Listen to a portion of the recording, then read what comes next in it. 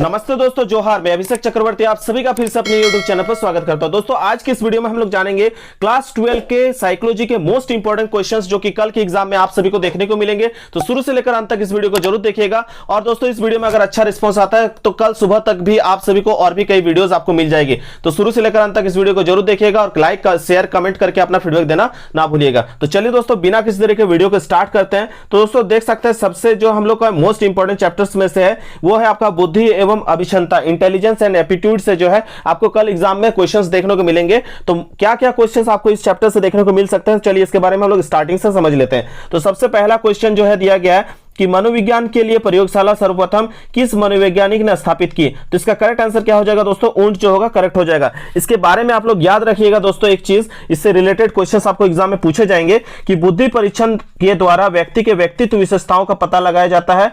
पश्चात मनोवैज्ञानिकों ने प्रामाणिक मापन की विधियों की खोज की। इस संदर्भ में सर्वप्रथम जो है जर्मन के मनोवैज्ञानिक, ये कहां के मनोवैज्ञानिक थे दोस्तों? जर्मन के। ठीक है, जर्मन के मनोवैज्ञानिक वुंट का नाम आता है, जिसने कितना दोस्तों वर्ष याद रखिएगा 1879 में जो है बुद्धि के मापन के लिए मनोवैज्ञानिक प्रयोगशाला की स्थापना की। ठीक है, कब की दोस्तों? याद रखिएगा 1879 में। ठीक है, कहां के वैज्ञानिक थे दोस्तों? जर्मन के वैज्ञानिक थे जिन्होंने इसका जो है प्रयोगशाला की स्थापना किया था।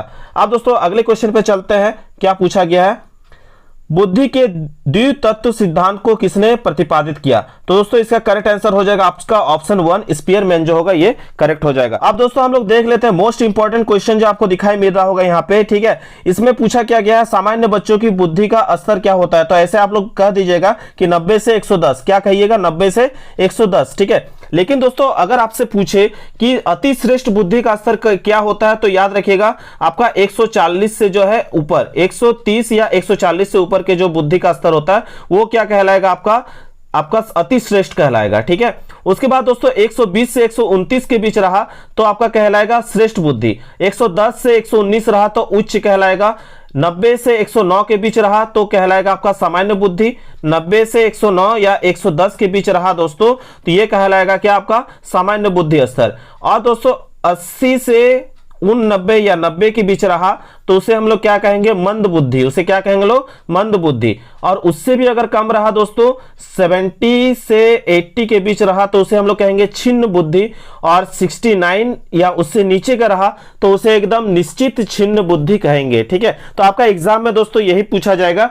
90 से 110 के बीच का जो होता है उसका जो सामान्य स्तर के बच्चों में यही आपका आईक्यू लेवल देखा जाता है। तो 90 से 110 के बीच का अगर किसी का आईक्यू लेवल आता है तो समझ जाइएगा कि वो सामान्य स्तर के बच्चे हैं। ठीक है, उनका बुद्धि का लेवल क्या है दोस्तों? सामान्य है। उनका बुद्धि का लेवल क्या है? सामान्य है। ठीक है, बात दोस्तों देख सकते हैं क्या पूछा गया है।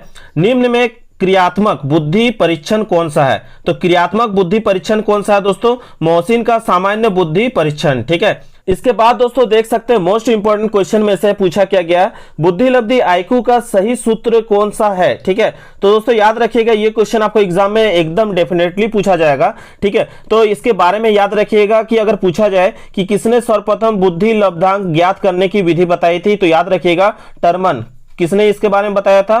टर्मन ने। ठीक है, और दोस्तों इससे रिलेटेड आपके एग्जाम में क्वेश्चंस पूछे जा सकते हैं कि आपका ये फॉर्मूला क्या होता है। ठीक है, तो याद रखिएगा आईक्यू निकालने का फॉर्मूला क्या होता है दोस्तों? Mental as by chronological age. क्या होता है दोस्तों?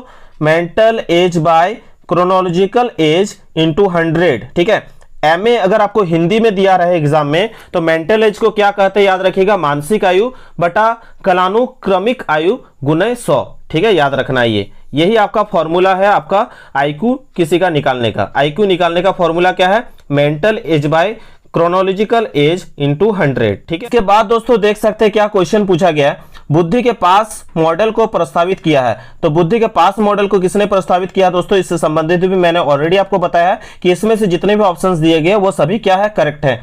आगे क्वेश्चन को देख सकते हैं, यहाँ पे क्या लिखा गया है, बुद्धि के पास मॉडल के सिद्धांत के 4 क्रम जो है आपको सही रूप से पहचानना है। तो आपका यहाँ पे करेक्ट आंसर कौन सा हो जाएगा दोस्तों? यहाँ पे आपका करेक्ट आंसर होगा ऑप्शन जो 100 आप देख पा रहे हैं ये आपका करेक्ट होगा। ठीक है, यानी पहले हमको योजना यानी प्लानिंग करना पड़ता है, फिर दोस्तों अवधान उद्बोधन करना पड़ता है यानी अटेंशन करना पड़ता है, उसके बाद समकालिकता करना पड़ता है यानी स्टिमुलस, और उसके बाद लास्ट में आपका है निरंतर संसाधन, ठीक है, यानी सक्सेसिव प्रोसेसिंग करना पड़ता है, ये आपको याद रखना है। इसके बाद दोस्तों मोस्ट इंपॉर्टेंट क्वेश्चंस देख पा रहे हैं आप स्क्रीन पर, क्या लिखा गया, प्रयोगात्मक मनोविज्ञान के जनक कौन है, ऊंट जो है करेक्ट होगा। उसके बाद नेक्स्ट क्वेश्चन पूछा गया स्टेनबर्ग के बुद्धि सिद्धांत का नाम क्या है दोस्तों, कारक सिद्धांत है, ठीक है। दोस्तों एक चीज याद रखिएगा आप लोग कि एक कारक अगर सिद्धांत पूछा जाए तो एक कारक सिद्धांत का प्रतिपादन जो है बिने महोदय ने किया था। उन्होंने इसका प्रचलन जो कब किया था, 1911 में किया था। बाद में इस सिद्धांत का जो है समर्थन कौन कौन ने किया है, टर्मन और स्टर्न ने भी किया था, ठीक है। और दोस्तों अगले क्वेश्चन पे चलते, क्या पूछा गया, अभिक्षमता किस प्रकार की प्रक्रिया है। तो अभिक्षमता जो है किस प्रकार की प्रक्रिया है दोस्तों, अर्जित प्रक्रिया है, याद रखिएगा। अगले क्वेश्चन पे चलते, क्या पूछा गया, यहाँ पे देख सकते हैं स्क्रीन पर, बुद्धि के दो पर्यायवाची शब्द लिखे, एक होता है तीक्ष्णता, एक होता है प्रतिभा। नेक्स्ट क्वेश्चन पे देख सकते हैं दोस्तों स्पीयरमैन से रिलेटेड आपको बहुत सारे क्वेश्चंस देखने को मिल रहे हैं। स्पीयरमैन ने बुद्धि के कितने तत्वों की चर्चा की है दोस्तों, तो यहाँ पे करेक्ट हो जाएगा आपका 2, ठीक है।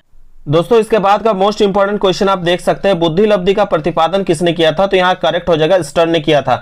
याद रखना आपको क्या कि सर्वप्रथम विलियम स्टर्न ने बुद्धि लब्धि के मापन के लिए बुद्धि लब्धि यानी इंटेलिजेंट क्वोशिएंट का प्रयोग का सुझाव दिया था, ठीक है। उसके बाद आगे जो है टर्मन आते हैं जो बुद्धि लब्धांक निकालने का जो है विधि बताते हैं। अगर बुद्धि लब्धांक निकालने का अगर विधि पूछे, मेथड पूछे किसने बताया, तो आपका होगा क्या, टर्मन होगा। लेकिन प्रतिपादन पूछे दोस्तों तो सुझाव किसने सबसे पहले दिया था इसके बारे में, तब आपका हो जाएगा स्टर्न जो होगा यहाँ पे करेक्ट होगा, ठीक है। याद रखना इस चीज को, गड़बड़ नहीं करना दोस्तों। इसके बाद का क्वेश्चन जो देख पा रहे हैं ये मोस्ट इंपॉर्टेंट क्वेश्चन है, क्या पूछा गया, बुद्धि लब्धि आईक्यू कैसे ज्ञात करते हैं, सूत्र लिखिए। तो याद रखिएगा दोस्तों, टर्मन ने सर्वप्रथम बुद्धि लब्धांक ज्ञात करने की विधि बताई। इसके अनुसार बुद्धि लब्धि बच्चे की मानसिक आयु को उसकी वास्तविक आयु से भाग करके जो है 100 से गुना करके प्राप्त किया जाता है। यानी दोस्तों जो आपका मानसिक आयु है उसका हम लोग इंग्लिश में क्या कहेंगे, इंग्लिश में कहेंगे आप मेंटल एज, ठीक है। और वास्तविक आयु उसको क्या कहेंगे हम लोग, क्रोनोलॉजिकल एज। उन दोनों को आपस में भाग देकर किससे गुना करेंगे दोस्तों, हम लोग 100 से गुना करके क्या प्राप्त करेंगे,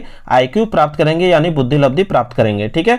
अब एक एग्जांपल के थ्रू से समझ सकते हैं, आपको एग्जाम में ये क्वेश्चन पूछ भी सकता है। जैसे मैं आपको एक एग्जाम्पल के थ्रू से बता रहा हूं कि यदि किसी बालक का जो है मेंटल एज यानी मानसिक आयु आपका दिया रहे एग्जाम में कि उसका मानसिक आयु कितना है दोस्तों, 12 है, ठीक है।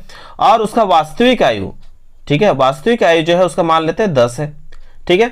तो उसका निकालने बोलेगा आपको क्या दोस्तों, उसका एग्जाम में आपको निकालने बोलेगा कि आईक्यू बताइए, क्या बताइए, आईक्यू।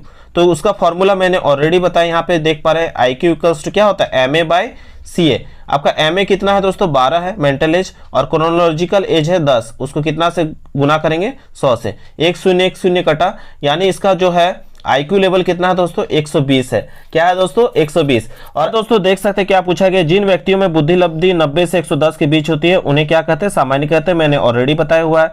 अधिकांश व्यक्तियों में बुद्धि लब्धि 90 से 110 के बीच होती है, ये सही बात है। प्रतिभाशाली व्यक्तियों में जो है आपको क्या देखने को मिलता है, सामाजिक एवं भावनात्मक समस्याएं अधिक पाई जाती है। क्यों दोस्तों, क्योंकि जब वो अधिक प्रतिभाशाली होंगे तो उन्हें जो चीज चाहिए होता है, अगर वो चीज अगर ना मिले तो उसे क्या लगता है, अपने आप को पिछड़ापन जैसा महसूस होता है, जिसके कारण उसमें जो है सामाजिक और भावनात्मक समस्या उन्हें देखने को मिलती है। तो ये बात भी सही है दोस्तों। उसके बाद अगले क्वेश्चन पे चलते, क्या लिखा गया है, सृजनात्मक तथा बुद्धि में सकारात्मक संबंध है, बिल्कुल सही बात है दोस्तों। इसके बाद का मोस्ट इंपॉर्टेंट क्वेश्चन देख पा रहे हैं आप लोग स्क्रीन पर कि गार्डनर ने बुद्धि के कितने प्रकार को प्रस्तावित किए, तो ये करेक्ट हो जाएगा आपका 8, ठीक है दोस्तों। एक चीज इनके बारे में याद रखिएगा कि हार्वर्ड गार्डनर महोदय ने 1983, कब दोस्तों, 1983 में बुद्धि का एक नवीन सिद्धांत प्रतिपादित किया था, जिसे हार्वर्ड गार्डनर का बहुबुद्धि सिद्धांत का नाम से जाना जाता है, जिसे हम लोग क्या कहते हैं, बहुबुद्धि सिद्धांत को इंग्लिश में कहते हैं मल्टीपल इंटेलिजेंस, ठीक है, मल्टीपल इंटेलिजेंस थ्योरी के नाम से इसे जानते हैं, ठीक है। इसमें उन्होंने भाषा से संबंधित, तार्किक गणित से संबंधित, स्थानिक बुद्धि, शारीरिक गतिक बुद्धि, संगीतिक बुद्धि, उसके बाद दोस्तों अंत पारस्परिक, अंत व्यक्तित्व, बहुत सारे अलग अलग चीज के बारे में उन्होंने बताया था, ठीक है। तो दोस्तों इसे आप लोग बुक में डिटेल से पढ़े होंगे। अभी के लिए हम लोग जो मोस्ट इंपॉर्टेंट क्वेश्चन है वो से हम लोग देखते हैं, ठीक है, क्योंकि अभी समय वैसा बचा नहीं है। इसके बाद दोस्तों देख सकते हैं क्या पूछा गया, संवेगात्मक बुद्धि पद का प्रतिपादन किसने किया, तो करेक्ट आंसर हो जाएगा गाल्टन ने। बीने साइमन के बुद्धि परीक्षण के कितने पद है, जो कि ऑलरेडी आप सभी जानते हैं, कितना पद है, 3 पद है दोस्तों। देख सकते हैं क्या पूछा गया, बुद्धि लब्धि आईक्यू के संप्रत्यय को किसने प्रतिपादित किया या किसने विकसित किया, यहाँ पे पूछा गया, तो विलियम स्टर्न ने किया है, ठीक है। अभिक्षमता जो है परीक्षण DAT में कितने उप परीक्षण है दोस्तों, तो याद रखना है आप सभी को 8 उप परीक्षण है। उसके बाद अगले क्वेश्चन पे चलते हैं दोस्तों, क्या पूछा गया, पूर्व अनुभवों से सीखना बुद्धिमान व्यक्ति की विशेषता है। यह बात सही है दोस्तों। इसके बाद दोस्तों मोस्ट इंपॉर्टेंट क्वेश्चन आप देख पा रहे हैं स्क्रीन पर क्या दिया गया, स्पेयरमैन के बुद्धि सिद्धांत का नाम क्या है। तो स्पेयरमैन के बुद्धि सिद्धांत के नाम को हम लोग द्विकारक सिद्धांत यानी टू फैक्टर थ्योरी के नाम से जानते हैं दोस्तों। यहाँ पे ऑप्शन 4 करेक्ट हो जाएगा। इनके बारे में जो दोस्तों जो है काफी बार बहुत घुमा के क्वेश्चन पूछा गया, तो ये आप याद रखिएगा। जो टू फैक्टर थ्योरी है या जिसे हम लोग द्विकारक सिद्धांत कहते हैं, इसका प्रतिपादन जो है स्पेयरमैन ने किया है, ठीक है।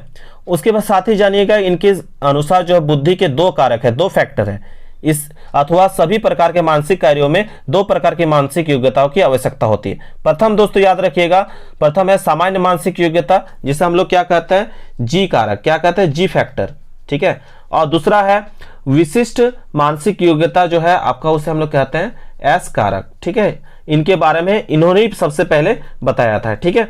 उसके बारे में आप लोग को डिटेल से उतना जानना अभी है नहीं, क्योंकि कल ही एग्जाम है। तो याद रखिएगा उन्होंने 2 कारक के बारे में बताया था। एक जो है जनरल जो है कारक है, जनरल फैक्टर है, और एक है स्पेशल फैक्टर जो है, जिसे एक को कहते हैं जी कारक जो सामान्य है, और दूसरा कहते हैं जो विशिष्ट है उसके लिए एस कारक कहते हैं। इसके बाद दोस्तों देख सकते हैं क्या पूछा गया है, मानसिक आयु जो है मेंटल एज संप्रदाय का प्रतिपादन किसने किया। तो बिने एवं साइमन ने किया है, ठीक है, याद रखिएगा। किसने बुद्धि को सार्वभौम क्षमता कहा है, तो किसने कहा दोस्तों, ऑप्शन 1 वेशलर जो है ये करेक्ट होगा। मैंने ऑलरेडी आपको बताया हुआ था।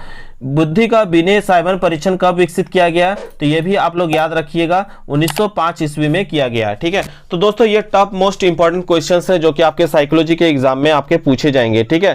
तो दोस्तों यही आपको याद रखना है। दोस्तों ये था आप सभी के लिए मोस्ट साइकोलॉजी मनोविज्ञान से रिलेटेड इंपॉर्टेंट क्वेश्चन जो कि कल के एग्जाम में आपको देखने को मिलेंगे। अगर आप चाहते हैं कि मॉर्निंग तक में और भी वीडियोस बना दूं तो नीचे लाइक शेयर एंड कमेंट करके अपना फीडबैक देना ना भूलिएगा। और भी आगे कोई एग्जाम का प्रिपरेशन करना रहे तो नीचे कमेंट करके बताइएगा, मैं उस पर भी वीडियो बनाने का काम करूंगा। तब तक के लिए दोस्तों धन्यवाद। जय हिंद, वंदे मातरम।